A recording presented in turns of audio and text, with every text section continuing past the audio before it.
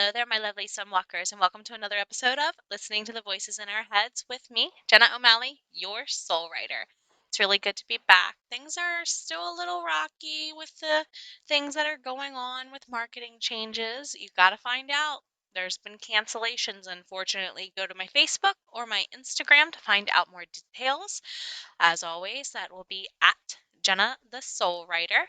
Also, if you're interested in signed copies of books 1 or 2 of the Arsinoe Forest Alliance, you definitely want to check out my website, www.jennathesoulwriter.com/shop. I do have some limited signed copies of books 1 and 2 up there at this time. That will disappear on September the 15th, so you don't have very long to go and get your copies. So, for today's episode of Listening to the Voices in Our Heads, we're sitting down with another children's book author, specifically Miss Avery Shaw. She's new to the self-publishing scene and a fellow client of Best Book Editors, Saint Editor, as I call her, Catherine Black. So definitely enjoying sitting down with her today. We really analyze what it's like for her being a single author mom who's also fighting what every single new writer fights, the inner critic and self-doubt. So definitely with this episode containing what it does all the way through to the end, I have to say, before we get started, please make sure, my lovely sunwalkers, that you are doing your best to take care of yourselves better a little bit each day. You are worth it, I promise. So let's go ahead and get rocking.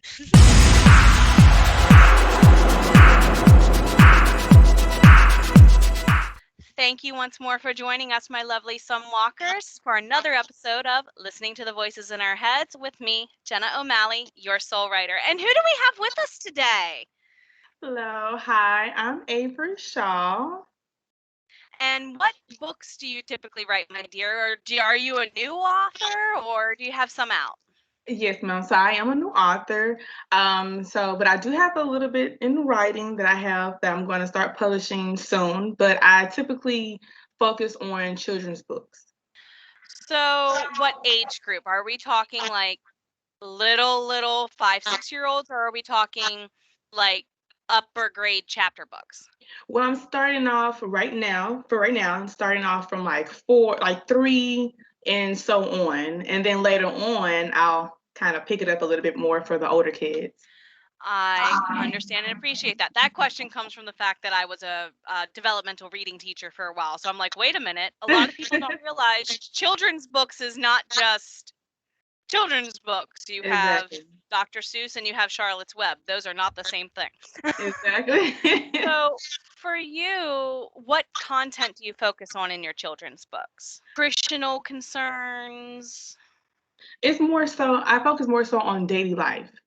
So, like for instance, I have two little ones, and they are my biggest inspiration. So my stories really come from them. So I see what they do, and I may see, say, for instance, if they have a struggle going on, and I just focus on that. And I use whatever they're going through in life. Hey, I can teach what my kids went through and what I've helped them to overcome. I can also do the same thing with teaching other kids. So Power of author, mom. yes. So, for example, one of your books that's been published, what does it cover? Or one of the ones that it's about to be published, what's the exact daily life struggle? Well, the daily life struggle is pretty much to being your own self. In this time that we live in, there's big platforms like social media, and a lot of kids they tend to, "Oh, I want to be like this, or I want to do that, or for instance, my son, he was in school when he first started. He was always copying and being like other people. And the moral of the story is, you don't have to be like someone else. Just be yourself. That's the main important thing that I want to teach kids. Be original. You don't have to be like the next person next to you or what you see in front of you. So, some of your topics could be as simple as one that's coming to mind for me growing up as a little girl was I had very, very long hair, and all my friends went through a trend of cutting their hair off. Oh, My parents logically said, you need to stop and think, are you doing this because your friends did it? or are you doing it because you don't want your hair anymore? And it's a small little struggle, but for a kid, what I'm sensing what you're saying is it's those tiny little struggles that really make the difference. Exactly. That's exactly. May I clarify how old are your children, just so we can give the audience a point of reference? Okay. Well, my oldest, he's 7. His name is Jaden. And then my youngest, he's Parker. He is 4 years old. So you're kind of starting to see Parker go through his elder siblings Yes. repeats Oh, a little bit, I guess is a way to word it. Not saying they're the same kid, but yeah. We're there's some. we're Yeah, we're working on it. I mean, I do see a lot of similarities from the oldest because he looks up to him so much. He's like, Jaden, Jaden. And if Jaden do one thing, Parker do the, the same Younger thing. sibling testification here. That is what we do. Yeah. So, how do your children feel about you writing the stories, and do they know it's based on them? I guess that's a good question to ask in light of this. Yes. So Parker, he knows that, hey, mom, she has a book. But Jaden, let me tell you about this one. He is excited. All he keeps saying is, the book is about me because the main character is Jaden. Aww. Yes, and the thing about it is he remembers when he was in school, and it's crazy because how we got the title was from Jaden. He was the creator of the title. You know, I've seen that he was acting up in school, and it was his pre-K 3, that first year in school, and he was copying off of everybody. And I was like, you have to be yourself. So every day we walked to school, I would say, okay, Jaden, I'm not a copycat. Remember that. And he would just say, I'm my own me, mama. And so every day it stuck. So now he's just so excited. It's like, Mom, you're telling my story. So, And yeah. that's extremely empowering to him. And I imagine by ripple effect a little bit to some of his classmates that he's probably Yes. bragged to, rightfully Yes. so. You should Oh. see him. My mom, she's writing a book about me. It's coming out. You guys got to read it. Oh, that's amazing. Now, mind you, I'm coming at that from the teacher's end. That is powerful. So thank you for giving him this love of this book, but you're also spreading it to his friends. So thank you. That's a most precious gift. It really is. And Yeah. he's your most precious gift in any Yes. ways, and it shows. So Yes, thank ma'am. you, author mom. Thank you. You're welcome. Thank you. So when it comes to writing your children's books, are you a plotter, a pantster, or a plantster? So do you outline, or you just sit down and it comes out of the fingertips like bleeding ink, I guess?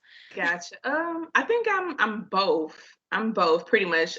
Sometimes I would need to kind of like plot certain things. Say for instance, like the characters. I sit there and I write down, okay, I want this person, this many people in this scene. This is how I want it to be, and then I just go in and I just write.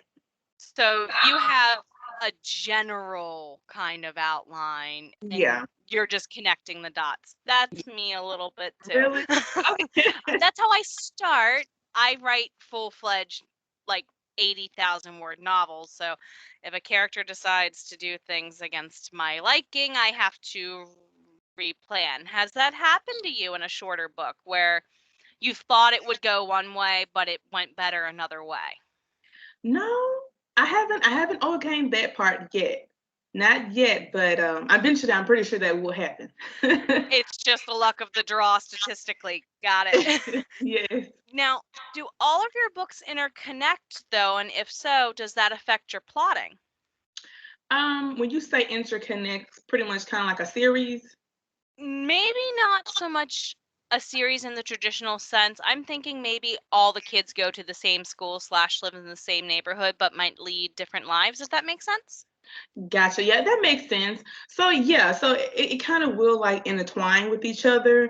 Yeah, because once again, the main characters are the kids. So like one book, the first one is with regarding Jaden, and they'll still have some of the kids, and then the next book is going to be about Parker. Well, it is about Parker. So So yeah. it's not sequel, they don't go back to back necessarily, but maybe another episode in the same lives. Gotcha. Yeah. Kind of like how 90s sitcoms felt like. Yeah. There And you go. gotcha. That's that's good for our audience to hear, so that way they can, if they wanted to follow your book series, they kind of know what they're getting into. Thank you for clarifying. You're welcome. Um, and you said, as far as plotting, you do plot, but is there a difference for you then between plotting and brainstorming? Mm, yeah, kind of, because like when I plot, like I sit there. Well, I guess you could say it's kind of the same because usually when I'm plotting, it's kind of easy to kind of get it out on paper. So I'm sitting there and writing, but when I'm brainstorming, I have to take myself away from everything. And when I mean everything, I may go in the room or go outside, have a nice little patio. I go outside and I just sit there. It's because I can't think when I have so many noise around me. That's So great. yes, and I'm telling you, when you do that, it's like everything will just come back to back. So the main important things I have with me is like my paper and pen, which of course, and my phone. And I know it may sound weird, but I like to record myself. My mom taught me that. I would take my phone and I would put the recording on. So if something comes to my mind, I just not read it, but I talk it into the phone. It's faster. It is. It is. Yes. And it's really convenient because say for instance, if I'm out driving and I just because I brainstorm, you see, I brainstorm even when I'm driving, picking the kids up, and I just see something. I'm like, oh my gosh, talk it in the phone. When I get home, write it down. So yeah. I very much agree. I again taught public school, like I mentioned earlier, for about a decade and had a long commute. So sometimes you get an idea, like you said, you can't take your hands off the wheel. Exactly. If you're at a red light, you tap record, basically. Yes. Because otherwise you're chasing after something like this forever. So understood. I do a little bit of both electronic, but like you said, if I'm sitting out on my patio or if my husband and I are out on a car ride, Yes. notebook it is. Yep. Yeah. So that's interesting that even though we write two completely different lengths of Mhm. books, the process is still a little bit similar. It's So great. that's very reinforcing. As far as the noise control, because for you, you have children at home. Therefore, do you mostly write while they're at school or, well, these days, I would assume. Yes, well, since school started back, yay. I'm I do. teaching from home again this year, so we'll see on the yay, but Yes, well, we need you, so thank you. oh, thank you. Yes. But yeah, to answer your question, when my kids go off to school, I do usually sit down. I may take like a hour or so because I'm doing everything else at one time, and I'll start with Cleaning, like things of that nature too. exactly. So I'm like a multitasker. So so you understand. So yeah, I usually just sit there and I'll write. Or another thing too, when the kids come home from school, I have them doing their own little activities. They sometimes help me also. That's another thing. They're Yes, your primary research. they are. Yes. So I take my time. I pretty much look at what they do every day. And then when they go to sleep, I have something to write about. So That's true. yeah, so I turn the TV off because I love watching movies. I love movies, and I have to tell myself, Avery, get off the TV. So what I've been doing lately, especially since the kids are in school, turn that TV off, sit in my bed, have my paper, my laptop, my pen, and my phone, and I get to work. And if you need a break, you take a break, right? Yes, ma'am. There we go. I'm starting to figure out my pattern for the start of the school year anew myself, and it's including, okay, Jenna, let's turn off the documentaries and the YouTube and work. And like you said, you just got to have that discipline, I guess. Yeah, it takes time, but yeah. It does. As a new writer, did you find that discipline was easier or harder versus now? In the beginning, it was hard. It was hard. Yeah. And it's crazy because when you hear people writing, you're like, oh, that's easy. I can do that. Oh no. The process is not. And I thought it was going to be, oh, easy peasy, because I'm like, my mind, I have such a broad imagination.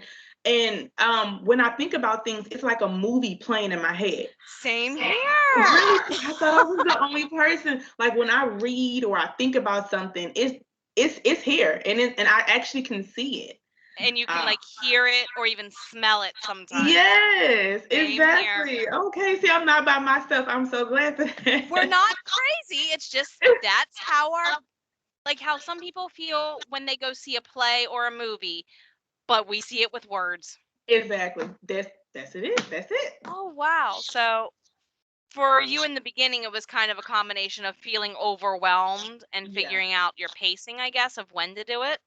Yes. Yes. I just found myself all over the place. Like one moment I'm thinking too much because I think in my head so much, and I'm like, okay, Avery, get it together. And then now, since I've already written my first book and I'm working on my second book, I'm more disciplined. So now I know what to do, how to do it. Take it slow. Don't take it fast. Because if you take it fast, it's just not going to come out right. So Don't rush your process. And exactly. this is going to be really truthful and honest. You might not even write at the same pace as somebody in your own genre.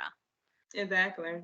I know there's another author I communicate with behind the scenes, and she can rip through 5,000 words in a draft in a day. And I'm like, I can get out 1,000.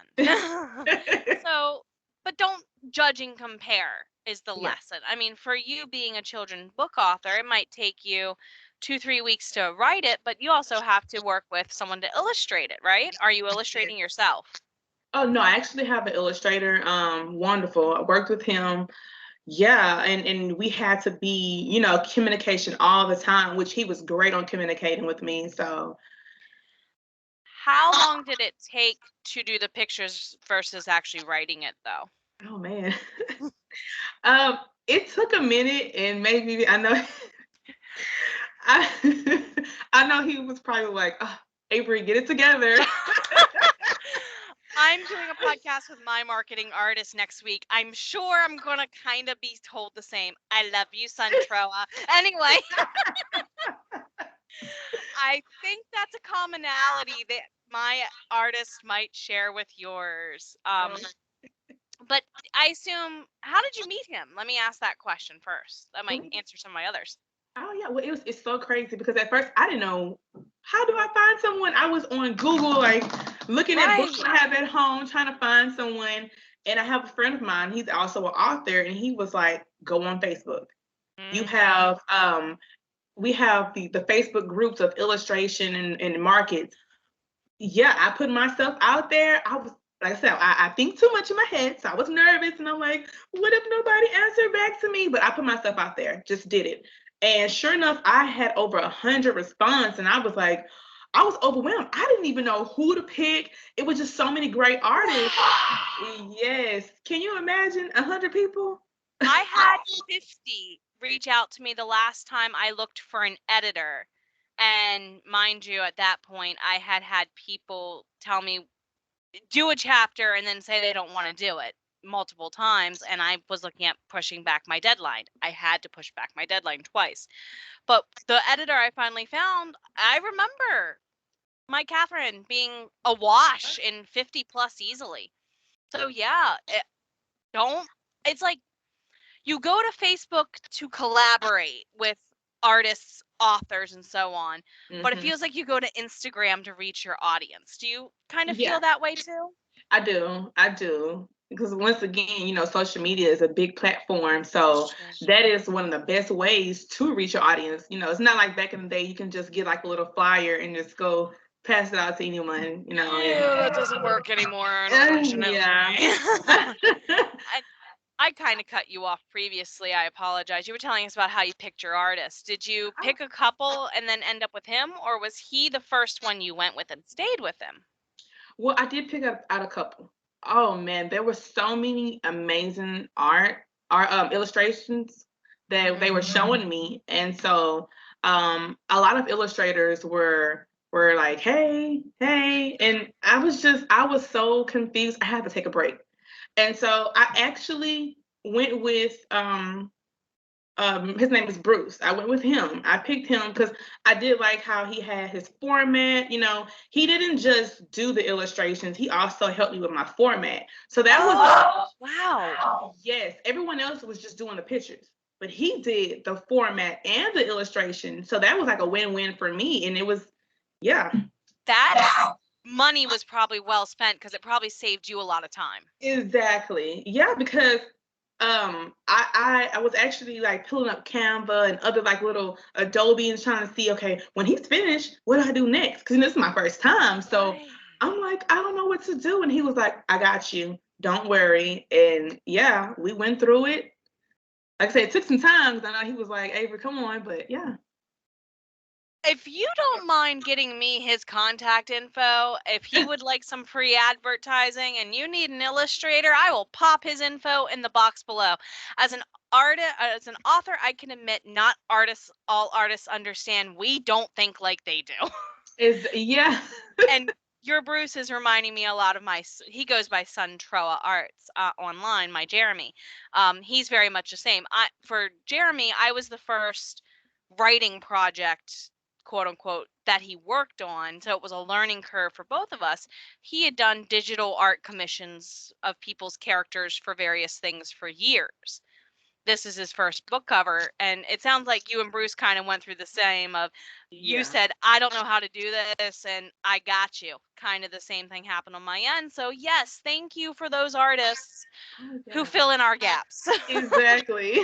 Same time. So yeah. So is he going to stay your artist for your next book then, I assume? Oh yeah, he's already like, hey, you got Parker book?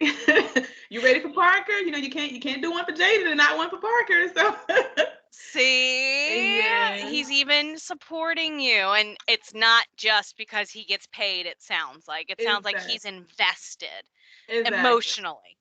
Yeah. Who else is on your creative team other than your artist, I might ask? Oh yeah. Well, I have my sister. So my sister actually, she helps me out a lot, especially with trying to put myself out there. I have my Instagram page, which she kind of helped me. At first, I was doing it myself, but you know, I'm a single mom, so I'm just. When do you have time? Yes, never. My babes, they're always on me, and I'm like, hey, give mom some room. But she, you know, was like, I got you. I can help you. She is so wonderful with her words also, and just putting everything together. She don't understand how much weight she lifted off of me, and then she's also probably teaching you too. Exactly. A little bit. Yes, we're pretty much teaching each other because she's going to write also. Well, she is writing. She is writing. Love it. Love it. Yes. So yeah. And does she edit for you then, or just mostly help you on the social end? Oh no. She just helped me on the social end. Actually, I heard you earlier. You mentioned Miss Catherine. Is she yours too? Yes, she's my editor. I love her. Oh, yes. I'm the one who calls her Saint Editor. How long have you been with Best Book Editors, my dear? And it's been a minute. I'm thinking it was probably maybe 4 or 3 months ago. I'm thinking. She's I've been with her for almost a year. Thanksgiving makes a year, I think, for me with her. I would not trade her for the world. Do you agree? I agree. I'm not trading her. When I tell you she was on point, I sent her my information. She said, I'll get it to you by so-and-so day. She got it to me the next day. And she is amazing. So honestly, hey, Catherine, since you're throwing this up on your website, most likely, we love you. Yes. Question. Let's get into the writing routine. We talked about your daily writing routine. How do you handle, of all things, writer's block? It's crazy that you asked me about that, because me and my sister, we have talked about that on numerous occasions. I get stuck and I don't know what to do. And like how I mentioned to you earlier, how I brainstorm, that's pretty much how I deal with my writer's block. Just open your brain up and let it come out. Exactly. Just go outside for a walk, listen to some music. You know, sometimes I still do watch movies, but hey, the brain somehow. And honestly, you said you were listening to music. Mm-hmm. Some people wonder why when I'm writing, all I do is listen to music. Yeah. Have you seen what music does to the brain on an MRI scan, people? Both sides of the Exactly. brain all lit up. And it's because it literally activates your math side and your creative side. And it's like, huh, Exactly. every writer should have background noise then, is I guess what we're saying. Yes. Yes. Some kind at a point of time. Now, what was your worst moment of writer's block, would you say? Um, that's a good question. My worst moment, um, just pretty. You know what? I know. Just pretty much trying to, I guess, having the paper, because I get intimidated having the paper and the pen, and just sitting there, and I would write a sentence, scratch it out. Write a sentence, scratch it out. Once again, like how I've mentioned to you before, I think too much in my head, and I'm scared that if I put something down on paper, it's not going to look right. And So you've got to give yourself permission to just let it rip. exactly. That's why I said now I stop, plotting too much, just a little bit, and just go off the top of my head and just write it. I had that happen with my second book. I plotted out everything great. Middle of the second act, one of the main characters for the next book disappears, and I have no clue where he is. Oh no! Are you gonna find him? He came back. Okay. He came back, but when I tried to write around him disappearing, nothing would work. Oh man, yeah. So it's like don't disappear him at all. Just Have you ever had a character take over like that? Kind of, this is the way it's going to be. Get over it. It's not your story. not yet. Not Not yet. yet. Not yet. But once again, I know it's gonna come. It's gonna come one day, but just not yet. Statistics suck that way, my lovely. Statistics always get you. It's not karma. Nope. It's random number generation sometimes. So then, are there any specific things you avoid putting in your books, especially since they deal with younger children? Because it sounds like your books are not chapter books. Yeah, they're not chapter books, but as in avoiding things, I guess I haven't thought about that. Because I don't avoid anything. Because my mind is, I'm a big kid, so That explains it. Yes, I don't get a lot of adult conversation because I'm always talking to the kids. So when I'm writing, it's just so kiddie-ish. So, But you have the perfect inspiration right in house, yeah, though. So you have a wealth to pull from as far as what to reference to. yeah. Have this might be a question that might not have come up yet. Do you think that your children would say, "Mom, don't put this in your books"? Because I've had some friends tell me that. I know that was well worded. It does not go in your books.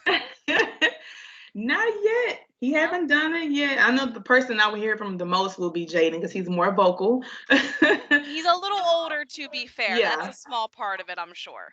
Exactly. Instead of telling me what not to put in, he's telling me what to put in. Yeah, so. Well, at least he knows what he wants to read. Yeah.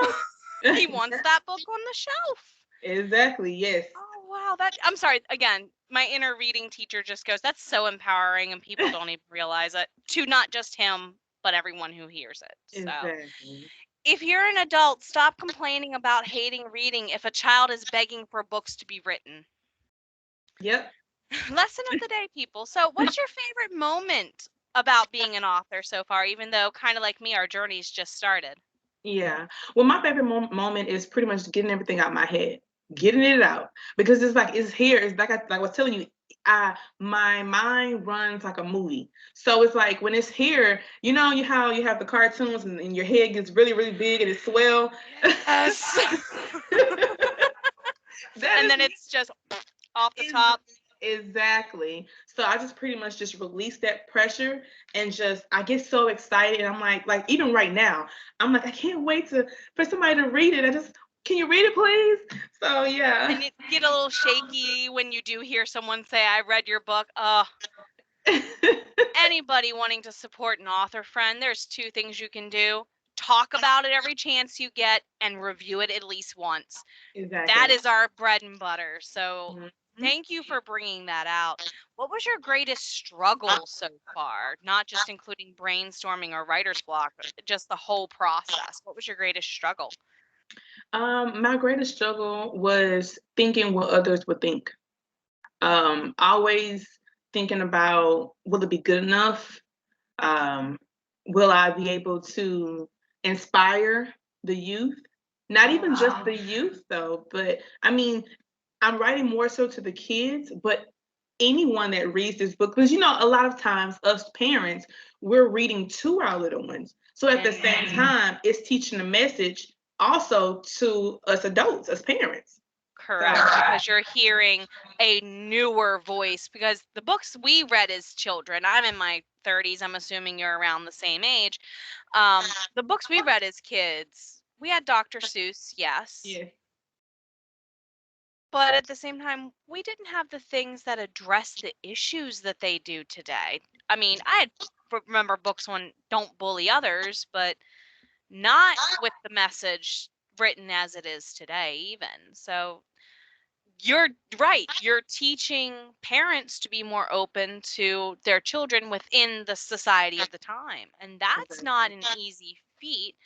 Also, combined with the fact that, unlike me, your purchasing power lies not in your immediate audience, but within the secondary audience, the parents, Mm, because they're the ones who control whether or not this kid even reads this book unless they get it at school or the library, basically. yes, exactly. Oh, so you have you know this as a parent too, what you're up Yeah, against on that decision-making process, I'm sure, because there's yeah, probably things I would assume if you wouldn't want your kids reading it, you wouldn't put it in the books, right? correct. That's correct. So know your entire audience, my lovelies. Know your entire audience, please. And I'm right there with you. That's probably my number one greatest struggle as an author is the self-doubt. Yeah. And just is it even worth writing another one? So you are right there in the boat with the rest of us, sweetie. We will paddle to shore together, I promise. As far as you mentioned you have series, like characters will repeat in your second book. Do you have character sheets you're keeping to track? Like, for example, does Jaden age up between his book and Parker's book and things of that nature? You gave me an idea. No, I did not. No, I did not. Now you have my mind. It's swelling. Okay. I didn't think about that. That is actually, a good idea because my kids will grow. And once again, they are my inspiration. So that gave me an idea. You gave me an Well, you're welcome. idea. Thank you. I because I think this is mostly because I write, the longer multi books, but I do track each of my main characters. And Mhm. it's interesting to find that some writers do in my genre, and then I hear a children's author who I spoke with not on a podcast, just like in a Facebook group chat a few weeks ago. They were like, "Yeah, I have my next 12 books plotted out because I literally sat down and did a catch up on what my characters have done already." And I'm Oh. like, "You write Dr. Seuss length books, dude. Wow." So Yeah. sometimes you got to pull back and look at the tapestry, I guess, is what I'm saying. If Yeah. anyone wants advice on that, I'll make a future video. I tend to do battle writing a specific way, and I've been putting off the request for that video as it is. Whoops! Put off your stuff, people. Like she's been saying this entire time, it takes discipline and you just wanting to sit down and do it and get it out of your heads. Yes, ma'am. So, as far as reading lately, are you reading any other authors, either in your genre or just for fun? I have there's this one book. I read it over and over again. My kids, they're like, Mom, read this book. Because my genre is for the kids. So there's this book called I Need My Monster. I I don't know that you book. know, oh, I I was love looking it. at it. We have Yes. my husband's brother. They have a one-ish or soon to be 1 year old as of Halloween. So I've been looking around books for him to grow into, and that's on the list. I love it. It's a good Yes. book. Oh, it's outstanding. And I don't know, I'm trying to remember her name. If you ever go on YouTube, if you go on YouTube, well, I know you go on YouTube, but there's this she reads like book stories. And yes, I think her Ani, there you go. Ani That's House. it. You Thank you. seen it? Yes, that's actually somebody forwarded her videos to me to share to my in-laws. Really? Bree and Steve, I'll get it to you eventually, I promise. That's one of those things, in my opinion, you slip it in the birthday card of, by the way, go to this YouTube channel. Yeah. Yes, but yeah, she is, oh my goodness. I love her channel. But when she did I Need My Monster, my kids instantly fell in love and they're like, "Mom, can you please find the book, order it? We need the book on our bookshelf." So yeah, every That's night. Yes, ma'am. every night. Every That's the night. hot pick. Oh wow. Yes, Do every they night. have it memorized yet? Yes. Oh my. And it's so funny because at nighttime they like to reenact it. So they get in the bed and the younger Parker acts acts like Emma. Oh, that's so cute. Yeah, so I love it, and so it's stuck here in my brain. There's another book. It's called Nature Ninjas, written by Kayla Klassen. She Rings a bell. Yeah, she just published this book. I think it was published on the 31st of July. I think it was the 31st of July, and outstanding book. I mean, I read that book. That's another book I read back to back within the same week. Because the crazy thing about it is my older son, Jaden, he used to always ask me, "Mom, can you have a baby? Because I want a ninja baby." Because he loves karate and he used to watch Ninja Turtles all the time. So he was like, "I want a ninja baby." So it's crazy. I gave him a ninja baby. And when the book came out, he was like, "Oh my gosh," she said ninjas. And we actually take nature walks ourselves all the time. So it was awesome to have that book, read it. And we could be in the house reading the book and you just all the different animals and just the scenery. It was awesome. And not it was, it is awesome. So And again, once you realize what that's doing for your kids, it is just the brain is a sponge, and not so much so once you get out of your 20s. That's when the brain kind of finishes developing. But at that age, you're just pouring yeah, in so much exposure. And those books are good examples of authors who do it well. exactly. So, where could we actually find your books at? You said Amazon. Is there anywhere else we could find them? Well, at this moment, just Amazon. They haven't published it yet, so we're getting everything set up. Hopefully, I can get it out at other stores. That's something I'm still working on at this point. Same You here. know? I understand. And do you have any questions for me, my dear? Oh, you know what? I do, because I know that you said that you're working. This is your second book, right? My second book comes out September 6th of this year, and book 3 is 20K out of 82K words done. Woo! You've been working. I just roll and one into the next. So Oh, well, that's good though. You know, went from one book, now you on to the next one. So keep it going. thank you. You Thank you. will. I have 8 in the main series planned and a couple of spin-off series for this one planned. I'm working on like 4 different projects, to be fair, though. So Oh wow. Well, yay. you're inspiring me also. I Yeah. yes, because that is my dream is to have different series. Yeah, I wanted it to be a collection. You know how like Dr. Seuss have his own collection. You know, I wanted to do this. Well, not wanted. I want to do the same thing. Agreed. And it's not easy. And honestly, people ask me how I do everything I do in a day because I teach full time too. If it doesn't go in my planner, it does not happen. And being a mom, you're probably the same thing. If it doesn't go on my physical or mental to-do list, doesn't happen that day. Exactly. And it's crazy that you're saying that sometimes it doesn't happen. There's two people in my life, which is my sister. She has a book that she's writing. I have the title right here. It's called The Woman in the Forest. And that's going to be a novel. So, yeah. So at first she wanted to do like a short story, but then I was like, when I read it, yes, it's so amazing. And you just I can picture the background of the story, and I'm just like, you got to keep it going. Another one, a longtime friend of mine, his name is Terrell. His is the Silver Knight, the Four Horsemen of the Apocalypse. That's also, yes, like these, they have. Wow. The titles right there catch you. It caught me.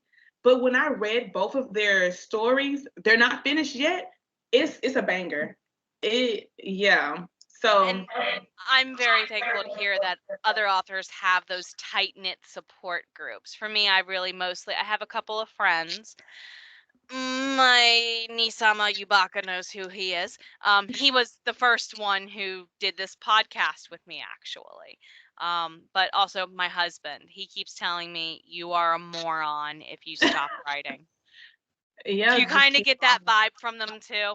Yeah, I do. But it's great that you have that support to keep you pushing.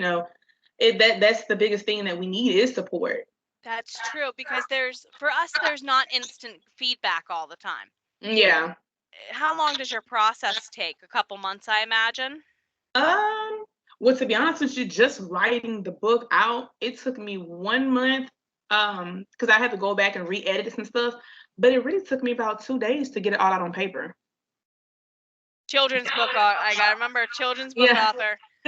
I'm like, yeah, wait a minute. Whoa, wait a minute. She's not writing nearly as long as you are. Back up. It takes me about 6 to 7 months.